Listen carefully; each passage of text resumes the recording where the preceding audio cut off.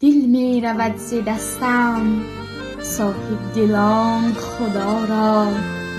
دردا که راز پنهان خواهد شد آشکارا. کشتی نشستگانیم ای باد شرطه برخیز. باشد که باز بینیم دیدار آشنا را. 10 روزه مهر گردون افسانه است و افسون. نیکی بجای یاران فرصت شمار یارا. ای صاحبی کرامت شکرانه سلامت. روز توقع کن درویش بینوا را.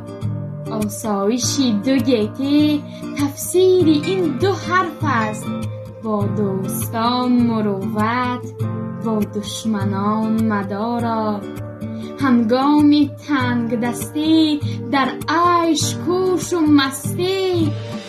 کیمیای هستی قارون کند گدا را. خوبان پارسی گو بخشندگان عمرند. ساقی بده بشارت رندان پارسا را. حافظ به خود مپوشید این خرقه میالود. ای شیخ پاک دامن معذور دار.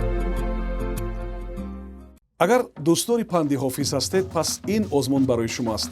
маркази хират озмуни ғазалхониро дар портали YouTube роҳандозӣ кардааст ки барои он сину сол тамоман муҳим нест.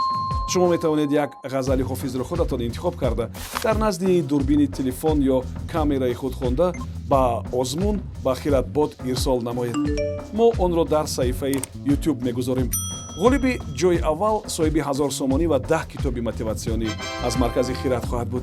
нафаре ки ҷойи дуюмро ишғол мекунад соҳиби 500 сомонӣ ва 5 китоби мотиватсионӣ мешавад. соҳиби ҷойи сеюм соҳиби 5 китоби мотиватсионӣ мешавад.